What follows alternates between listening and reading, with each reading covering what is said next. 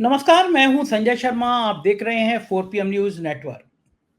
कई दिनों बाद मुंबई से लौटा अपने ऑफिस में, फिर सोचा कि कुछ गुफ्तगू की जाए आपसे। तब तक रणविजय सिंह हैं, नौजवान हैं। उन्होंने एक बहुत दर्दनाक ट्वीट किया है। फोटो आप देख रहे हैं। फोटो उन्होंने लिखा है कि ये संचिता और हरीश हैं। कितने खुश खुश लग रहे हैं। रणविजय ने लिखा है कि 2 साल पहले इनकी शादी हुई। हरीश ने MBA किया था, फिर नौकरी छूट गई। बहुत खोजने पर भी काम नहीं मिला। अब खबर है कि हरीश ने बेरोजगारी से तंग आकर बनारस में आत्महत्या कर ली। प्रधानमंत्री के निर्वाचन क्षेत्र बनारस में आत्महत्या कर ली। ये खबर जानकर संचिता ने अपने घर गोरखपुर में आत्महत्या कर ली। साल 2022 में देश में 15,783 लोगों ने बेरोजगारी से तंग आकर आत्महत्या कर ली। ये दिल दहलाने वाली खबर थी और इस खबर को पढ़कर मुझे याद आया कि एक अग्निवीर ने आगरा में और एक कहीं और आत्महत्या कर ली। देश में बेरोजगार लगातार अपनी जान दे रहे हैं। बहुत खराब है ये। मेरा उन नौजवानों से अनुरोध है कि जिंदगी में कोई भी रास्ता खत्म नहीं होता। ये बात ठीक है कि सरकार इतनी नाकारा हो चुकी है, सरकार इतनी बेकार हो चुकी है कि उसको देश में ये बेरोजगारों का दर्द समझ नहीं आ रहा। विधायक मंत्री अपनी सैलरी बढ़ा रहे हैं, पेंशन बढ़ा रहे हैं, भत्ते बढ़ा रहे हैं। हजारों करोड़ की संसद बना दी जाती है जिसकी कोई जरूरत नहीं। प्रधानमंत्री जी के लिए हजारों करोड़ का जहाज खरीद लिया जाता है जिसकी कोई जरूरत नहीं। लेकिन देश के नौजवानों को अग्निवीर के नाम पर 4 साल का ठेका दे दिया जाता है कि 4 साल बाद आप खत्म, रिटायर। हमारे देश के प्रधानमंत्री 73 साल की उम्र में भी तीसरी बार प्रधानमंत्री बनने का सपना देख रहे थे और सपना टिकड़म करके पूरा कर लिया, दो सहयोगी दल के साथ। यानी 73 साल की उम्र में वो देश के प्रधानमंत्री बन सकते हैं, लेकिन 4 साल के बाद नौकरी कर रहा आदमी भूतपूर्व अग्निवीर हो जाता है। ये कैसा कैसा देश होता जा रहा है जहां पे फौज में तमाम पद खाली हैं लेकिन भरे नहीं जा रहे हैं और बेरोजगार इस तरह आत्महत्या कर रहे हैं। कई सारे पॉलिटिकल विषय थे। महाराष्ट्र की राजनीति थी, राहुल गांधी का भविष्य था। तो मैंने सोचा कि मैं मुंबई रहा था और मैंने कई लोगों से बातचीत की थी और देखा था वहाँ के लोगों का दर्द, वहाँ के लोगों से बातचीत, उनका पॉलिटिकल रुझान। और संघ क्या करने जा रहा है ये भी एक बड़ा सवाल था। तो इन सब बातों के लिए मैं आपको सीधे ले चलता हूँ नागपुर। होशियार पत्रकार, बहादुर पत्रकार, जिनकी राजनीतिक और बिजनेस वाली समझ बहुत अच्छी है। बहुत बड़ी मैगजीन में काम करते हैं, बिजनेस मैगजीन में वो सीनियर जर्नलिस्ट हैं और विषयों पर बहुत अच्छी पकड़ है उनकी। आप समझ गए होंगे मैं राजीव रंजन की बात कर रहा हूँ। चलते हैं राजीव जी। ये जो मैंने फोटो अभी आपने देखा होगा, मैंने दिखाया, दिल दहलाने वाला। कितने अच्छे युगल लग रहे हैं। दोनों नौजवान हैं, एक दूसरे से शादी करी। एक ने बनारस में आत्महत्या कर ली क्योंकि नौकरी नहीं मिली, छूट गई, और दूसरी ने, पत्नी ने, गोरखपुर में आत्महत्या कर ली। और देश में 15,200 कुछ, रणविजय ने ट्वीट किया है कि इतने लोग आत्महत्या कर चुके हैं बेरोजगारी से तंग आके। उनको कुछ काम धंधा नहीं मिल रहा, उनसे तंग आके। और हमारे देश के प्रधानमंत्री कह रहे हैं कि हम 5 ट्रिलियन इकोनॉमी, हमारा देश तरक्की कर रहा है। हम जाने कहाँ से कहाँ पहुंच गए। मेरे को बाजार की समझ कम है क्योंकि मैं बिजनेस का रिपोर्टर कभी रहा नहीं, लेकिन आप तो बिजनेस के रिपोर्टर रहे हैं, आपको बाजार की समझ बहुत है। क्या कारण है कि देश में ऐसी ऐसी छोटी छोटी अग्निवीर जैसी स्कीमें चलाई जा रही हैं? लोग अग्निवीर सुसाइड कर ले रहे हैं, इस तरह के बेरोजगार सुसाइड कर ले रहे हैं। कौन सा भारत बना रहे हैं हम? कौन से सपनों का भारत बना रहे हैं?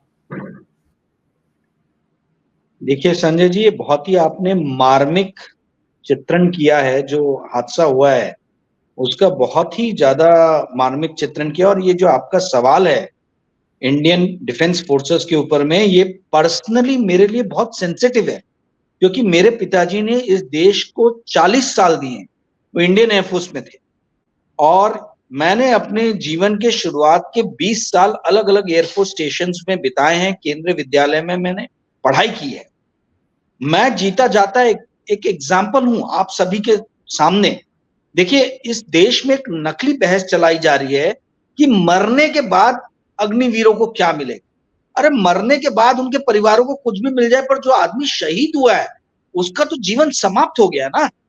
तो मेरे पिताजी को जैसे अवसर मिला 40 साल फोर्सेस में काम करने के लिए, लगभग 40 साल, तो उसका परिणाम मैं हूं कि आज 4 PM के माध्यम से मैं लाखों लोगों से बात कर पा रहा हूं वैसी पर्सनालिटी डेवलप हुई है, वैसा आदमी एक्सट्रोवर्ट हुआ है। क्या ये अग्निवीर जो आज के बच्चे हैं उनके बच्चों को ये मौका मिलेगा?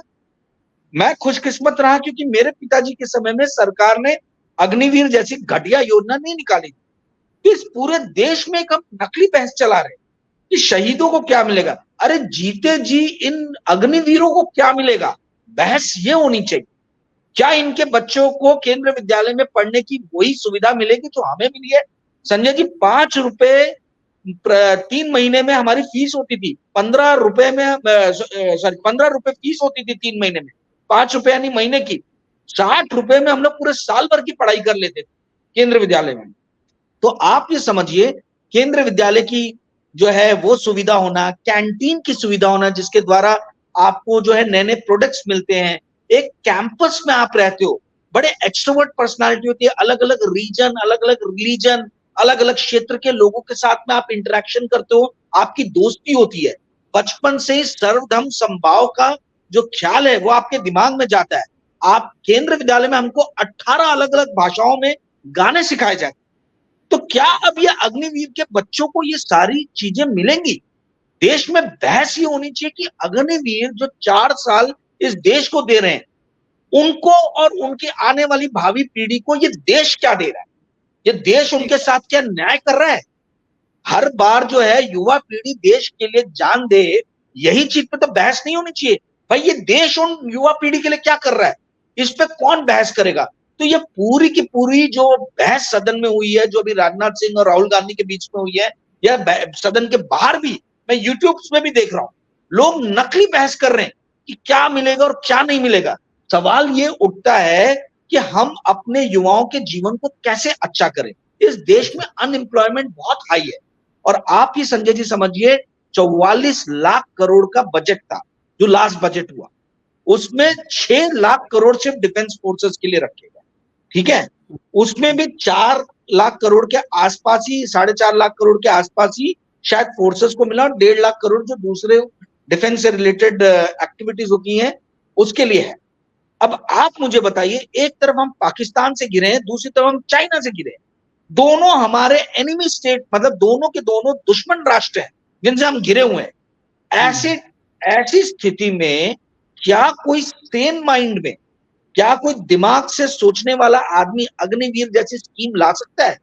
कम से कम इस देश का डिफेंस बजट 20% होना चाहिए, जिसमें कैपिटल एक्सपेंडिचर भी होना चाहिए, और डिफेंस फोर्सेस में जो काम करने वाले लोग हैं उन पे भी खर्च होना चाहिए। देखिए, आप अग्निवीर लेके आओगे तो जो ये अग्निवीर हैं इनके अंदर वो कॉन्फिडेंस नहीं रहेगा, ये नहीं लड़ेंगे देश के प्रति। आप एक और चीज समझिए, जब पहले 15 साल सर्विसेज खत्म करता था एक डिफेंस पर्सनल, जो अभी बढ़ा के शायद 20 साल कर दिया है, तो ये एक ट्रेंड आपको एम्प्लॉयज मिलते थे for private sector, banks and other government companies. तो इस देश में 15 लाख की आर्मी है, 2.5 से 2.25 लाख इंडियन एयरफोर्स के लोग हैं, और करीबन 2 से 2.5 लाख नेवी के हैं, यानी ऑलमोस्ट 2 मिलियन, 20 लाख जो है वो एक ट्रेंड फोर्सेस, ट्रेंड एम्प्लॉयज आप डेवलप करते थे। वो ट्रेंड एम्प्लॉयज जो है 15 साल के बाद उसमें बहुत सारे खुद ही छोड़ देते थे क्योंकि उनको पेंशन मिलनी शुरू हो जाती थी, और वो प्राइवेट सेक्टर ज्वाइन करते थे या दूसरी गवर्नमेंट कंपनीज ज्वाइन करते। मेरे बहुत सारे खुद के दोस्त हैं जो बचपन में एयरफोर्स स्टेशन में मेरे साथ रहे, तो वो उनका जो ट्रेंड एम्प्लॉय मिल रहे प्राइवेट सेक्टर को, इससे प्राइवेट सेक्टर को फायदा हो रहा है, बैंक्स को फायदा हो रहा है, दूसरे ऑर्गेनाइजेशन को फायदा हो रहा है। तो सरकार समझ क्यों नहीं रही है कि डिफेंस फोर्सेस जो है ना केवल इस राष्ट्र की सुरक्षा के लिए जरूरी है, बल्कि ये एक आपको चैनल प्रोवाइड करता है जहां पे ट्रेन डिसिप्लिन्ड वर्कफोर्स जो है वो प्राइवेट सेक्टर को मिल रही है, गवर्नमेंट के दूसरे सेक्टर्स को मिल रही है। तो आप इसको पूरी तरीके से 4 साल में देखिए, मैं जानता हूं, मैं खुद फोर्सेस में शुरू से बचपन से रहा हूं, 4 साल में कोई आदमी कुछ भी नहीं सीखता है। 1 से 1.5 साल तो इनकी ट्रेनिंग में चले जाते हैं, ठीक है। 1.5 साल ट्रेनिंग करने के बाद में आप जो है आपका डिप्लॉयमेंट होता है, उसमें 6 महीने चले जाते हैं, और 2 साल आप काम करोगे, यानी एक ही पोस्टिंग लोगे, उसमें आपसे क्या कराया जाएगा? दरबानी कराया जाएगा, आपको कोई दूसरी चीज थोड़ी ना बताई जाएगी। तो ये निटी-ग्रिटी जो है ये बाहर के लोगों को, सिविलियन लोगों को नहीं मालूम है। तो ये मैं बता रहा हूं, बात बात पे भाजपा और राष्ट्रीय स्वयंसेवक संघ के लोग जो है, जो भी इनके खिलाफ बात करता है, बोलते चीनी एजेंट। इनकी आईटी सेल जो है वो बोल देती है चीनी एजेंट है, अदानी के खिलाफ कुछ बोलेंगे चीनी एजेंट है। तो भाई आप तो चाइना से लड़ने के लिए हमारी जो फोर्सेस तैयार हो रही थी, आपने उनके बैकबोन को ही तोड़ दिया। आप मुझे बताइए कि जो नरवाने जो जनरल थे, मनोज नरवाने, उनकी किताब को क्यों डिले किया गया, उनको पब्लिश होने के लिए क्यों देर किया गया? यदि ये अग्निवीर जो स्कीम है इतनी अच्छी रहती तो आर्मी के जनरल जो आपकी सत्ता के दौरान बने, उनकी लिखी हुई किताब के ऊपर में आप जो है वो एक तरीके से प्रतिबंधी लगा रहे हैं, आप उसको डिले कर रहे हैं। तो ये सारी चीजें जो है ये कलाई खोलती है, पोल खोलती है कि चीन का एजेंट कौन है। चीन के एजेंट हमारे जैसे लोग नहीं है, हम तो फौजियों के बच्चे हैं भाई, मार खा खा के बड़े हुए हैं हम लोग, ठीक है। हम कोई फूलों का तारों का सबका कहना है जय शाह टाइप हमारी परवरिश नहीं हुई है। हम शुरू से रग्ड एंड टफ हमारी परवरिश हुई है, तो हम इसलिए बोलने से झिझकेंगे नहीं। ये बात सही है कि हम दो तरफ से दुश्मन राष्ट्रों से घिरे हुए हैं और इस देश की गवर्नमेंट को इस तरीके का एक्सपेरिमेंट नहीं करना चाहिए था। आज राष्ट्रीय स्वयंसेवक संघ भी बोल रहा है, आज आपके जनरल बख्शी जो इतने बड़े बीजेपी की हिमायती हैं कि जोर जोर से चिल्लाने लगते हैं बीजेपी के खिलाफ, कोई बोलता है, वो तक जो है इसकी कड़ी निंदा कर रहे हैं। और एक कांग्रेस की प्रवक्ता है महिला, विंग कमांडर नाम है, मैं भूल रहा हूं उनका, बहुत अच्छी उन्होंने बात की, बहुत बढ़िया बात की। उनका एक वीडियो मेरे को ऐसी गूगल सर्च में, यूट्यूब सर्च में आ गया था, मैंने उनका सुना। उन्होंने इतनी बेहतरीन बात की कि भाई आप इस देश के अंदर में इंश्योरेंस को भी यदि सरकारी सेवा के रूप में प्रेजेंट करने लगो तो फिर सरकार का मतलब क्या है? 41 करोड़ में 48 लाख जो है वो इंश्योरेंस के आपको मिल रहे हैं। ये तो मजाक, ये हास्यास्पद चीज है। और फिर सदन में क्लेम किया जा रहा है कि मरने के बाद 1 करोड़ मिलेंगे। अरे मैं मर गया तो मेरे परिवार को 1 करोड़ मिलेंगे तो उसमें मेरा क्या फायदा है? वो तो परिवार उस चीज को भोगेगा ना, पर मैं तो गया खत्म। तो ये हर अग्निवीर के दिमाग में ये बात रहेगी कि भाई मेरे को लाइफ का द एंड हो जाएगा तो फिर मतलब मेरे एक ही जीवन मिलता है 84 करोड़ योनि में घूमने के बाद में, हिंदू धर्म के हिसाब से, तो क्या इस चीज के लिए है? तो संजय जी ये बड़ा ही मार्मिक आपने बताया जो शुरुआत में बताया, और मैं ये मानता हूं कि ये सरकार इस घटिया स्कीम को जिसका नाम है अग्निवीर, इसको जल्द से जल्द वापस लेगी, क्योंकि ये हमारी फोर्सेस जो है वो इस देश का बैकबोन है, ना केवल सुरक्षा के लिए बल्कि वो एक professional train discipline workforce provide करता है प्राइवेट सेक्टर। जी संजय जी। बिल्कुल बिल्कुल ठीक कह रहे हैं, और ये बहुत वाकई में दर्दनाक है। पता नहीं सरकार को कब होश आएगा। राजीव जी, हम लोग आते हैं राजनीति के विषय पे। मैं महाराष्ट्र में, मुंबई में अभी कुछ दिन रहा, बहुत लोगों से बात की, सड़क चलते लोगों से बात करी, चाय की दुकानों पे बात करी। मैं कुछ राजनीतिक तापमान देखने की कोशिश कर रहा था। संजय राउत जी के इंटरव्यू किया, सामना के दफ्तर में गया। क्या लग रहा है आपको, बीजेपी कैसे सरवाइव कर पाएगी? क्योंकि जो महाराष्ट्र में मैंने देखा, महसूस किया, गुजरात को लेके महाराष्ट्र में बड़ा गुस्सा है कि सारे उद्योग उठा के गुजरात में भेज दिए गए, गुजरात के लोगों ने कब्जा कर लिया।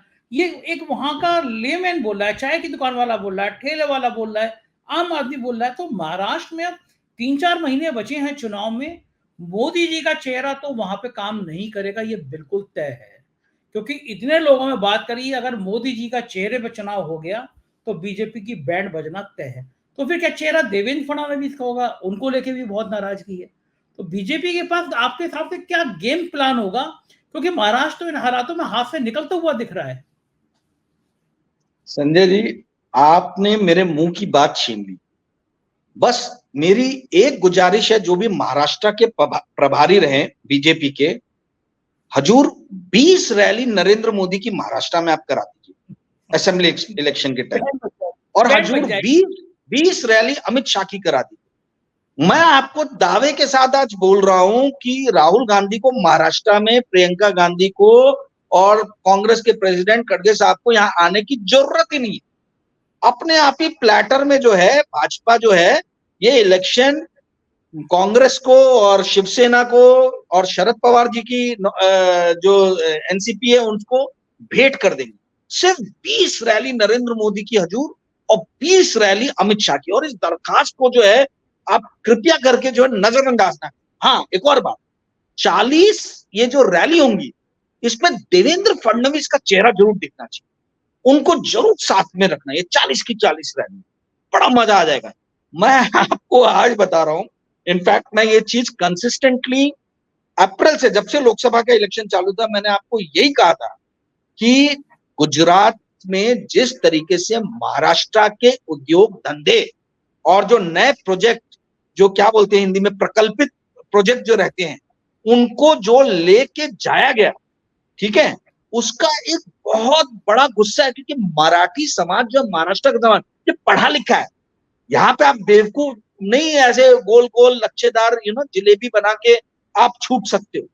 तो ये इन्होंने जिस तरीके से गुजरात लॉबी ने महाराष्ट्र के अंदर में जितने भी प्रोजेक्ट्स थे उनको उठा के गुजरात लेके गए, उसका एक ये महाराष्ट्र के पढ़े लिखे तबकों में बहुत ज्यादा क्रोध है। दूसरा, जो यहाँ की सबसे बड़ा जो समाज है वोकल, जो सबसे वोकल है मराठा समाज, मराठा प्राइड को इन्होंने जो है बहुत ज्यादा इस पे हमला किया, घर घर में झगड़े लगाए, इन्होंने पार्टियों के अंदर में तोड़फोड़ की, नेताओं की बंडखोरी की। ये चीज जो है मराठा लोगों को और महाराष्ट्र बाकी भी दूसरे लोगों को ये चीज बिल्कुल भी नहीं भाई। और उन्होंने बोला कि आने दो असेंबली इलेक्शन में, हम आपको जो है इसका सबक सिखाएंगे। आपको मैं आज बता रहा हूं, 288 विधानसभा सीट है महाराष्ट्र, 288 में से 180 सीट के ऊपर शिवसेना उद्धव ठाकरे, आपका कांग्रेस और एनसीपी शरद पवार लोकसभा में जीते, और विधानसभा में इससे ज्यादा अच्छा परफॉर्मेंस हो। यदि यदि केवियट है, यदि ये तीनों जो हैं, यानी उद्धव ठाकरे, शरद पवार और कांग्रेस, इनमें आपस में कोई मनमुटाव ना हो। देखिए, कांग्रेस की आदत है सेल्फ गोल करना। कुछ कांग्रेस के लीडर जो है पिछले कुछ दिनों से अगड़म बगड़म कुछ भी जो है ना स्टेटमेंट्स ऐसे दे रहे हैं जो डिजायर्ड नहीं है, तो उसके रिजल्ट्स जो हैं वो रिजल्ट्स मतलब वो आगे आने वाले दिनों में जो है मनमुटाव खड़ा कर सकते हैं। तो समझने की जरूरत यह है कि जो कांग्रेस का हाईकमांड है, उनको अपने क्षेत्रीय लीडर जो है कांग्रेस के, उनको समझाने की जरूरत कि आप जो हैं इस तरीके के कोई भी स्टेटमेंट्स ना दे जिससे मनमुटाव, ठीक है। और मैंने पहले भी कहा था कि शरद पवार जी का फाइनल से रहेगा, he is the Bhishma Pitamah of Maharashtra politics, और कांग्रेस एक बड़े भाई की भूमिका निभाएगी, और पूरा राज्य ये ठान के बैठा है कि इस बार उद्धव ठाकरे को जो है हम महाराष्ट्र का चीफ मिनिस्टर बनाएंगे। आप जिन नेता से मिलके आए, संजय राउत, इनसे इंडिया के सारे लीडर्स को सबक लेनी चाहिए। ये आदमी कई हफ्तों तक जेल में रहा, महीनों तक, और उस आदमी को तोड़ने की पूरी कोशिश की गई, पर उसने बता दिया कि कैसे दिलेरी से जो है ये आतताई लोगों को झेलना है। और वो शक्ति, वो आत्मशक्ति जो है और वो सोच जो है वो इसलिए लेके आ पाए क्योंकि संजय राउत मन से और दिमाग से एक पत्रकार है। पत्रकार इतनी जल्दी, सच्चा पत्रकार जो रहता है आपकी और मेरी तरह, वो इतनी जल्दी झुकता नहीं है। और उसी का जो है आप देख रहे हैं कि आज शिवसेना जो है लोकसभा में भी अच्छा परफॉर्म की, इंडिया अलायंस भी अच्छा परफॉर्म की, और विधानसभा में भी आप देखेंगे कि ये बहुत अच्छा परफॉर्मेंस करने वाले हैं। जहां तक भाजपा की नीतियों का सवाल रहा, मुझे देखिए 10 साल में इन्होंने जिस तरीके से महाराष्ट्र पे रूल किया है, मुझे इनका कोई बहुत ज्यादा ब्राइट फ्यूचर दिख नहीं रहा है। एक ही स्थिति हो सकती है कि राष्ट्रीय स्वयंसेवक संघ पूरी तरीके से यदि मैदान में कूद जाए, और ये जो क्या होता है महाराष्ट्र में बहुत ओबीसी जो वर्ग है वो बहुत बटा हुआ है और सबसे बड़ा वर्ग है। तो ये कैसी राजनीति करते हैं, सिर्फ नागपुर का एग्जाम्पल दे रहा है। नागपुर में सबसे बड़ी पॉपुलेशन कुंभी लोगों की है। कुंभी के बाद जो दूसरा तेली है, तेली को पूरा भाजपा ने जो है घेर लिया, भाजपा ने अपना लिया। तो इस तरीके से यदि हिंदू समाज के अंदर में, ओबीसी समाज के अंदर में इन्होंने अलग अलग तरीके से स्ट्रैटेजी बना के जो मराठा लोगों के खिलाफ जो है उन लोगों को अपनी तरफ किया, जैसे हरियाणा में जाटों के खिलाफ जो है उनको ये अपनी तरफ कर रहे हैं, तो ऐसी मराठा और दलित के खिलाफ जो है इनको अगर इन्होंने अपनी तरफ कर लिया तो शायद थोड़ा होप है, अदरवाइज कोई होप नहीं है। मैं आपकी जानकारी के लिए बता दूं कि एनसीपी के कई बड़े लीडर्स अजित पवार गुट के वो टच में हैं, वो शरद पवार जी की गोद में आके फिर बैठना चाहते हैं।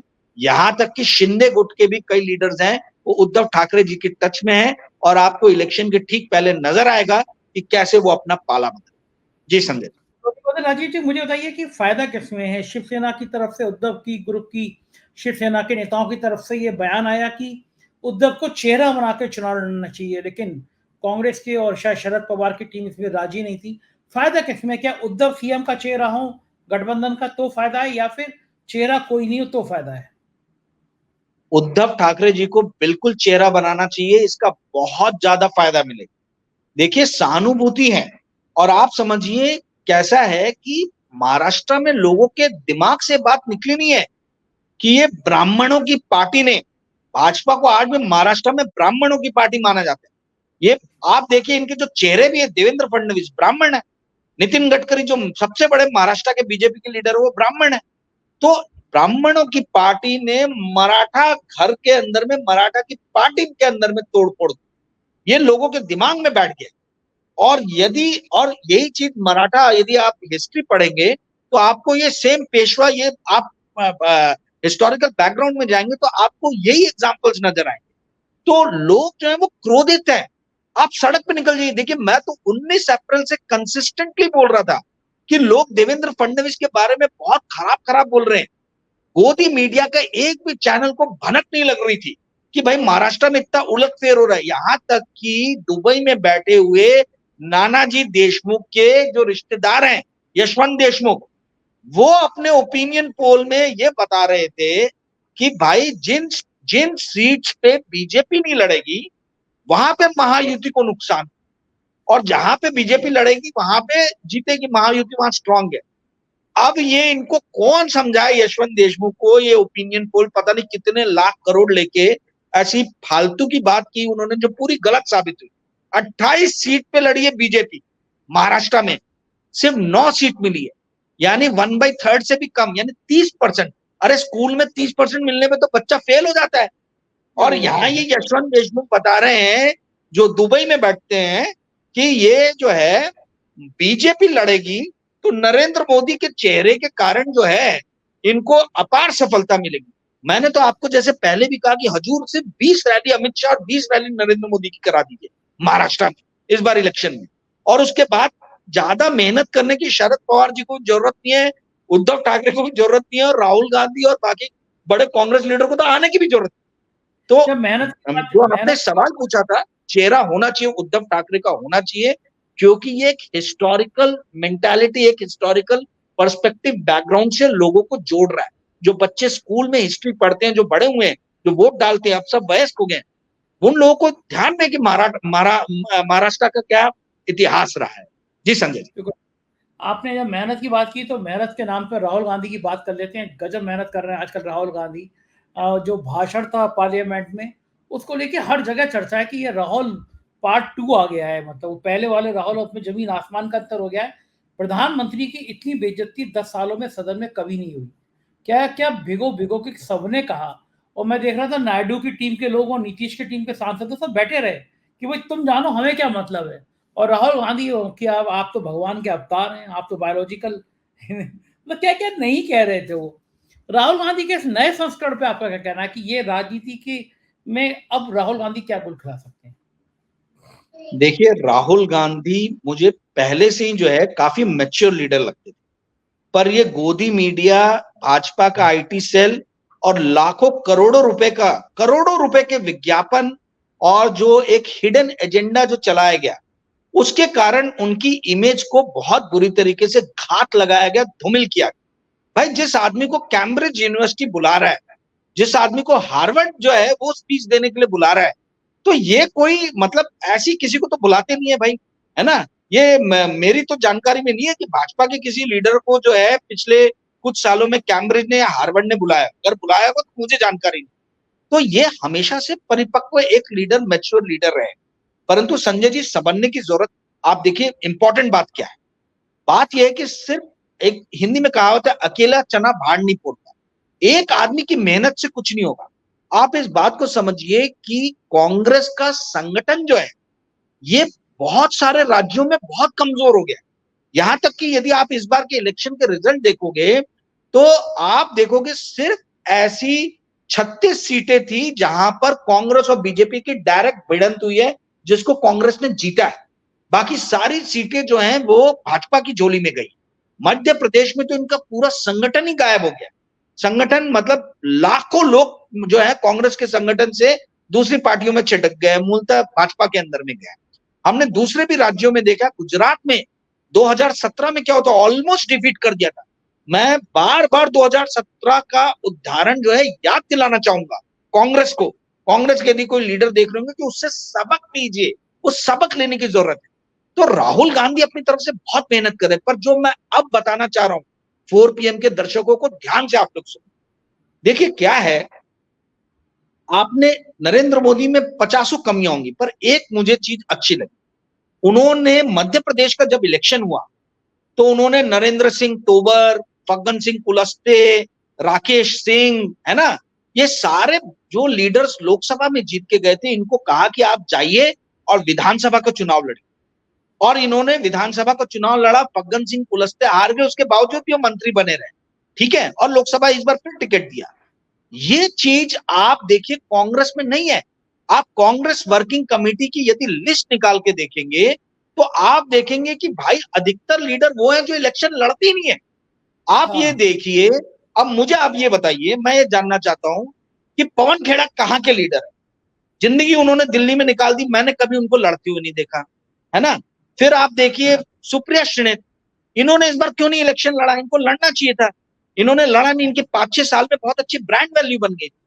जयराम रमेश, ये कहां के लीडर है? इनको मतलब मेरे को तो आज तक, मैं छुटपन से बड़ा हो गया, मेरे को आज तक जयराम रमेश की कंस्टिट्यूंसी नहीं समझ में आई और मुझे पता नहीं चला कि ये कहां से जननायक।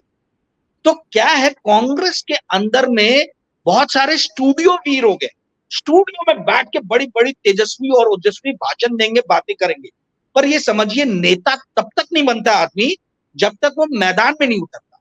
तो जैसे नरेंद्र मोदी ने नरेंद्र सिंह तोमर को बोला या फग्गन सिंह कुलस्ते को बोला कि you go to the public की दरबार एंड कंटेस्ट द इलेक्शन, ऐसी राहुल गांधी को बुला के बोलना चाहिए पवन खेड़ा को कि दिल्ली में 6 महीने बाद इलेक्शन है, 8 महीने बाद इलेक्शन है, पवन खेड़ा जी आपने पूरी जिंदगी दिल्ली में निकाल दी, you choose one constituency and go to the public की दरबार।